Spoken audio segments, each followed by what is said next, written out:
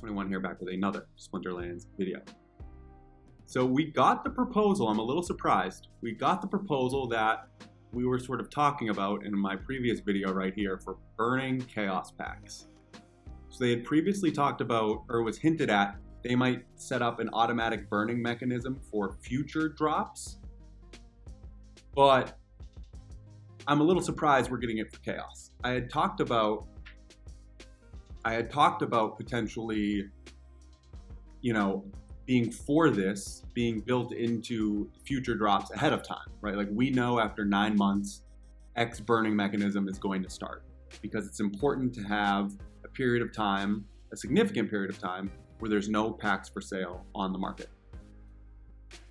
I was a little iffy on if I thought they should do this with chaos packs because I had some concerns, like this wasn't done ahead of time. People have been planning out, sort of doing slow Chaos Legion buys to build up their airdrops over time as they get more funds from their job or their whatever it is. People aren't able to just come in and buy a ton of Chaos packs at once. They have to buy slowly over time. So this would sort of unnecessarily speed up that timeline for them if they were going to burn, 1 million at once. And there was questions if they would even be able to do this, right? Because it's important to remember that these main set sales, this is revenue for the company. So the Chaos Legion sales, every pack that gets sold is revenue for Splinterlands, the company. So them offering to burn this, to me, shows that they really think this is in the best interest of the game. Because if not, they wouldn't be sacrificing their own revenue for this, specifically in a bear market, right? So that's a key point to consider as well. They must have talked to the board, I'm assuming, to get this approved, to be able to put this in our hands to vote on it. But, here it is, so let's go over it. And then at the end, I'll give my opinion. But before I get into that, just a reminder, I am Hawks21. I cover Splinterlands here on the channel. If you are new to the community, it would be awesome if you could take a second to like and subscribe. We'll be doing our next giveaway at 1,500. I'll be announcing that soon, so you'll definitely want to be in there before that. Okay, so we'll read a little bit of it, we'll talk about it, and then I'll give my opinion at the end. So, the Splinterlands team does our best to anticipate the demand for packs and set an amount that will meet the demand and last for roughly 1 year. As we do not anticipate the significant downturn in both crypto and traditional markets, Chaos Legion packs are taking longer than intended to sell out, which adds downward pressure to asset values across the ecosystem. Rather than waiting for the market to absorb the remaining 4.7 million Chaos Legion packs, we are proposing a change that will let the market determine the number of packs that are appropriate rather than our initial estimate. Okay. This proposal seeks to start the fatigue rounds for Chaos Legion booster packs by burning 25k packs every day beginning on December 1st and ending on March 31st, or until the remaining packs are all sold. Any packs still remaining on March 31st would all be burned on that date. Let's just stop there for a second. So this part up here, no one could really anticipate, right, the significant downturn we were going to see, specifically in crypto and traditional markets. I mean, people know it's coming at some point, but the timing of that, predicting that is, I think, impossible. You might disagree, but I sort of have a traditional finance background, and I personally believe that no one's able to successfully time these things. And specifically for a company, right, you have to operate in your current environment while also considering what might happen. So, they're basically saying we made a mistake, we overestimated the amount of packs, we weren't prepared for this scenario to occur, the scenario that is currently occurring, and we want to fix that. Okay, so that I respect that, really respect that. We're letting the market determine the number of packs that are going to be appropriate rather than our initial estimate. So I like this too, and this ties into this. They're not burning, 1 million packs at once. What they're doing is 25k a day. And for the people who don't want packs burnt, you have the opportunity to come in and buy your packs and stop the packs from being burnt, right? The less days that this lasts for, the less packs that get burnt. So again, it's not on any one individual to do this, it's the market. So this setup I like. And again, the 25K to me makes a lot of sense. So basically what they're saying here is if there's not a single pack purchased between now and the end is going to be March 31st, 2023. And that includes the 25K packs being burnt. And they built in a little buffer, it sounds like, because any pack's still remaining. So it's not like it's set up for the last 25K to be burnt then. So it sounds like there's a buffer. So this is a lot of time. I mean, what is it, 4 full months from when this would start on December 1st? 5 months, I believe. Let me count that out real quick. So it's October, November, December, January, February, March. So 5 full months from now and 4 full months from the burning will start. So again, that cuts the timeline a little bit for people that are doing slow buys, but in my opinion, it's enough of a runway where, you can do some planning ahead to make sure you get the airdrop points and the packs that you want. So this is a lot better to me than burning a big chunk at once. So let's go through this. This burning process would happen once per day at a specific time, decided later, and it's going to be added to the total packs sold for the purpose of the airdrops. So I like that. So a certain time once a day, 25K packs get burnt. That little counter meter you see for the airdrops on the pack page is going to go up by 25K. Love that. Here they're talking about the buffer they built in. And they're saying obviously it might sell out sooner than March 31st, but March 31st is when they're going to be no longer available. Okay, they're talking about a Rebellion here. We have previously announced that the next major edition of cards after Chaos Legion will be called Rebellion. And we currently expect that to be released around the summer of 2023. Please note that we plan to wait at least 3 months after Chaos Legion sells out to release Rebellion, so it'll be a reasonable period of time between sets. Okay, I'll just read this last paragraph. Please keep in mind that once Chaos Legion packs sell out, they will no longer be available as rewards in the daily focus and season loot chests, so that's something to consider.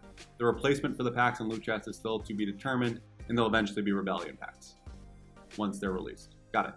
So I think previously when Untamed packs came out of rewards, they replaced them with chunks of DEC. I think it was 4,000 DEC was a placeholder for the pack. So they'll put in some sort of placeholder where back in the day, you knew if you got 4,000 DEC, you knew that would have been a pack. So they'll put something in there. Okay, so this is almost like a separate video talking about the timing of Rebellion. But the 2 things to note here, it's the waiting period, which I think is important. Then to wait at least 3 months. There needs to be a period of time for the Splinterlands economy when there's no packs or cards available. And I mean, a little spoiler, I'm going to support and vote for this. And part of the reason why is kind of a morale thing. So people that came in at the start of Chaos Legion came in at the top of a bull market, right? The timing is almost hilarious if you go and look at a calendar. The release date for Chaos, or when the pre-sale started, was very close to the peak of Bitcoin, which I think is how most people would sort of start the bear market. And so a lot of people have seen their asset values decline. And they weren't here for the period of time where Untamed wasn't available before Chaos came out, when there was no packs, right? And there were, and prices were increasing, right? The setup of Splinterlands economy where you need to basically burn cards to level them up and combine them really is a tailwind for asset prices in the ecosystem. But that doesn't happen as much. So like if you're combining cards, but then they're just getting replaced by packs, people opening packs, you don't get that period of time where, supply is not increasing, it's decreasing day over day over day. And that's sort of the dynamic you saw combined with some player growth post Untamed before Chaos. The only cards that were available were off the marketplace. So anyone who wanted to buy cards to level them up or do anything like that had to go to the market. So from a morale standpoint, a lot of people now, I think, are a little discouraged, right? There's been a bunch of changes to Splinterlands. and asset prices have been a little depressed, which again is not super unexpected for where we're at with the Splinterlands cycle and the overall crypto ecosystem. But this would provide an opportunity to have these people who haven't experienced what happens when there's a supply crunch in Splinterlands, really, on like a wide scale. They've seen it with individual cards, I'm sure. To see that, to experience that, right? It might help them get a better understanding of how this entire ecosystem works and how the economy is set up. You know, I think people need to see that with their own eyes for people to fully be bought in and understand, like some of the people that were here sort of for that period of time post Untamed, before Chaos.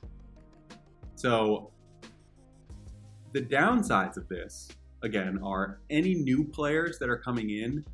Part of what's great is when there's packs out and new players are coming in, prices are low, right? So people can come in and build up their decks. New players can come in and there's packs available for them to get cards. You know, they can pull packs as rewards. It's just a very new player friendly environment. The only problem is massive bear markets are not friendly new player environments because there's less capital to even come into the game. So we're at a point right now where we're not seeing players coming into the game during a period of time when it's probably the best time for players to come into the game, right? So I think it's a good idea to turn the clock forward. They're sort of admitting and accepting, you know, the number was too high. Let's correct that. You know, mistakes were made. Let's fix it. I love that.